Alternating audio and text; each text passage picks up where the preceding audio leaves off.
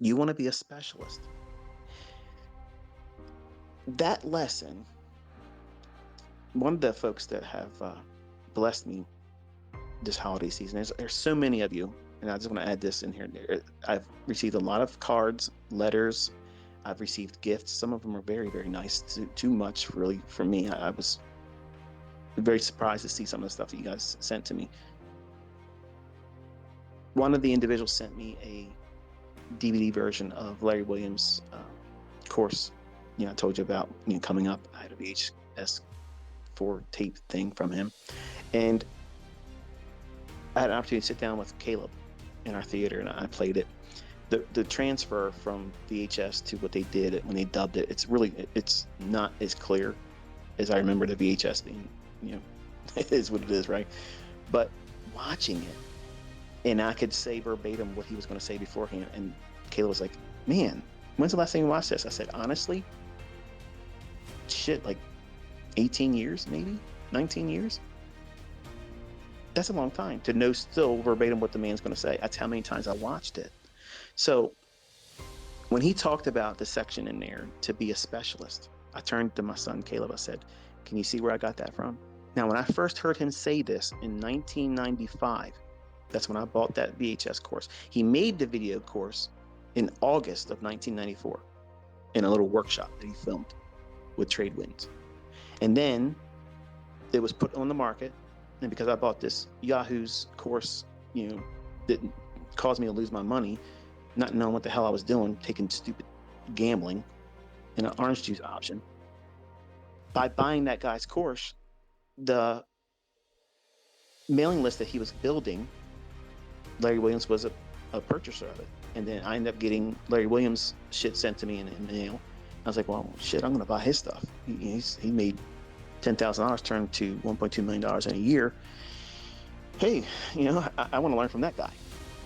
And then when I listened to him say this particular thing in 1995, now mind you, this is the third year of my trading coming up.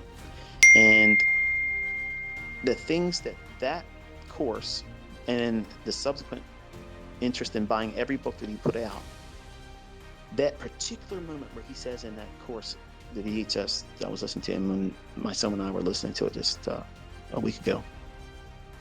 He says, "You want to be a specialist." When I first heard it in 1994,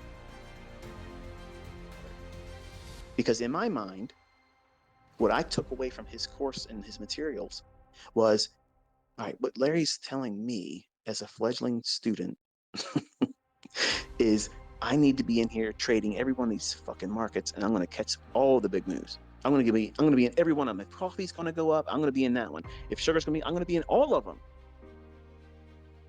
But I didn't have the margin to be in any of those. I had to be out of certain markets because I didn't have enough money in my account to even meet the initial margin to trade them. When I first started trading, I didn't have enough margin to even touch an S&P contract. Think about that. And here I was, 20-some years old, thinking, I got to watch all these markets. And I literally was updating the charts for palladium and platinum, pork bellies. What? But that's how I was. I was going hard. I wanted to make sure nobody was going to question me and my tenacity and my desire to be good at this. And I didn't listen. I did not listen to what that man said in that freaking video that made the best impact in my learning curve. When I reduced all the bullshit down to one or two markets, what were they? The S&P and the bond market. Once I started doing that, and I didn't give fuck all what the grain markets did. I didn't care what the meats were doing, live cattle, lean hogs and things like that. They're great markets. There's nothing wrong with them per se, but there's better markets to trade, especially if you're in there looking for short-term setups. And because of my infancy as a trader and just a total neophyte, a goober by all definitions of the word, I had no idea what the fuck I was doing. I couldn't appreciate the good logic that he was sharing, much like some of you. When you listen to me, you think I'm full of shit about certain things, you go out and you try other stuff, or you try doing it sooner, you hurt yourself, then you come back remorseful thinking, okay, I've been humbled, let me listen to the man. And all of a sudden, now you learn. Okay. Well, that's what had to happen to me. But when I'm talking to you like this, I don't want you to feel like you have to go through the same shit that I went through, and other people that like that same mindset thinking they're going to be the exception. So I turned to my son Caleb and I smiled to him. I said, "Did you see where I got that from?" That moment right there, I had to come back after my fifth account, as a 20-year-old, thought I knew what the hell I was doing. And when I was doing it the right way, I wasn't satisfied. I wanted to do more, and pushed and pushed and pushed, and I'd blow the account. And I was trying to do too many other things. I wanted to be in the metals. And instead of just picking the one metal to be in, I was trying to be in platinum, palladium, and high-grade copper. For what? That's dumb. If you're going to be a metals trader, trade silver or gold, done. If you want something that's going to be a mega trade, if high-grade copper goes into a premium, and what I mean by that is the nearby contracts sell for more now than they do in the future. That's a backwardization. It's a reversal of a carrying charge market. That whole premise, and I talk about this in the core content, which I learned specifically directly right from Larry Williams, and shit still works today. If anybody tells you it doesn't work, they're full of shit. That stuff is that's the brass tacks. Okay, if you're going to be a commodities trader, if you don't know about that, then you don't know what you're doing. But point is, I told my son Caleb, I said, that moment of losing multiple accounts and realizing that I'm doing too much. I was successful here and there and had stints of progress and equity increase. And then all of a sudden when I was trying to do more, why? Because I saw some asshole on America Online. He had this little stupid ass webpage. It was dumb. You think my webpage is generic and stupid. This guy was even worse. He had a picture of a hammock, okay? Like a cartoon hammock, and Dean Caribbean Trader. That was his thing, okay? And you click on his shit and you read his newsletter, and that's what we did back then, was newsletters. And I was like, he's saying he made $15,000 trading the S&P yesterday. Now, I didn't see this man take this trade. He's not even showing a fucking chart. Like, he's not doing anything. He just said he did it. So here I am, gullible Huddleston. I'm thinking, okay, well, this guy,